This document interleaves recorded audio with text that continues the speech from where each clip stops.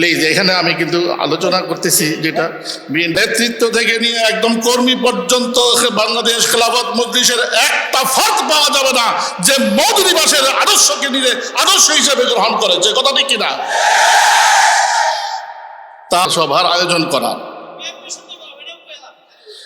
Please এখানে আমি কিন্তু আলোচনা করতেছি যেটা বিএনপির সাথে গেলে কি ওখানে যাওয়ার কোনো সুযোগ আছে? কোথাও যাওয়ার সুযোগ নাই। কিন্তু যেহেতু আমি এখন ইসলামী বলি না, আপনাকে আমিও নিজেকে ইসলামী বলি না, এই জন্য এভাবে কথা না বলি আমরা, প্লিজ। বক্তব্যের সময় একটা বেড সাউন্ড হয়েছিল, আমরা অত্যন্ত দুঃখিত, আমরা হজরতের কাছে ক্ষমা প্রার্থী। হজরত যেন এটা কোনো কিছু মনে না করে, এত মানুষ জোটবদ্ধ হতে গিয়ে দুটা ভাগ হয়ে গিয়েছিলাম, এটা তো আর লুকানোর কিছু নাই। জোটবদ্ধ হয়েছি তো নির্বাচনের জন্য, কথা ঠিক কিনা? আমরা কেউ কারো আকীদা নিয়ে আসার জন্য, আদর্শে আদর্শবান হওয়ার জন্য কি জোটবদ্ধ হয়েছি? যদি বলা হয় মওদুদিবাদের সাথে একাত্মতা করে, ভুল করেছি। মওদুদিবাদ আমি মনে করি নেতৃত্ব থেকে নিয়ে একদম কর্মী পর্যন্ত বাংলাদেশ খেলাফত মজলিসের একটা ফর্দ পাওয়া যাবে না যে মওদুদ দিবসের আদর্শকে নিয়ে আদর্শ হিসেবে গ্রহণ করেছে, কথা ঠিক কিনা? তারপরেও কেন আজকে প্রয়োজন দেখা দিল আমাদের এই আলোচনা সভার আয়োজন করা? প্লিজ এখানে আমি কিন্তু আলোচনা করতেছি যেটা বিএনপির সাথে গেলে কি ওখানে যাওয়ার কোনো সুযোগ আছে? কোথাও যাওয়ার সুযোগ নাই।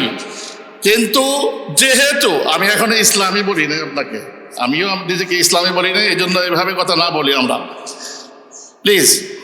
যে কথা বলছিলাম যে দুই দিকে ভাগ হয়েছি, কিন্তু কেউ কারো আদর্শ হাওলাত করতে আমরা সেখানে যাই নাই, কথা ঠিক কিনা? আমরা যেদিন আমাদের আদর্শ থেকে সামান্যতম বিচ্যুতি ঘটবে সেদিন থেকে ধরে নেব কওমিয়তের সাথে, কওমির আকাবিরদের সাথে, দেওবন্দীদের সাথে আমাদের গাদ্দারি করা শুরু হয়ে গেছে। তাহলে আমরা এই গাদ্দারিতে কখনোই করতে পারি না।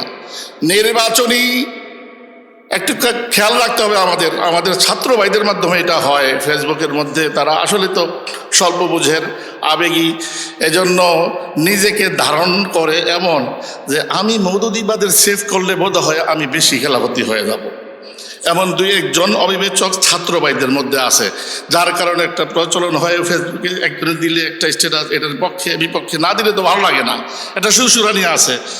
সেইখান থেকে আমাদের ছাত্র ভাইদের মধ্যে ভুল বুঝাবুঝির তৈরি হতে পারে, এই জন্য এই আয়োজন, কথা ঠিক কিনা? যেন কোনো ধরনের ভুল বুঝাবুঝি না হয়। রাসূল করিম সাল্লাল্লাহু আলাইহি ওয়াসাল্লাম ইহুদীদের সাথে সন্ধি করেছেন, মুশরিকদের সাথেও কি সুলহ করলেন। রাজনৈতিক জীবনে রাসূল করিম সাল্লাল্লাহু আলাইহি ওয়াসাল্লাম এগুলো যেমন করেছেন, আদর্শের ক্ষেত্রে কতটা সচেতন ছিলেন। হযরত ওমর রাদিয়াল্লাহু তাআলা আনহু একদিন, সকলেই জানেন এই ঘটনা, এক ইহুদি আলেম তার কাছ থেকে কয়েকটি তাওরাতের পাতা পেয়েছেন, ওটা মুড়িয়ে নিয়ে রাসূলের কাছে আসছেন।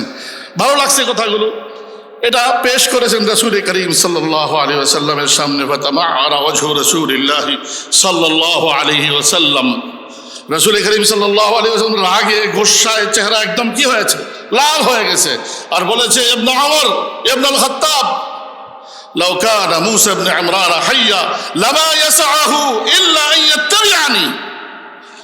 আজকে যদি মূসা আলাইহিস সালাম জীবিত থাকতেন, আদর্শের প্রশ্নে আমাকে ইত্তেবা করা ছাড়া কোনো গতান্তর ছিল না। এই তো হলো হাদিস।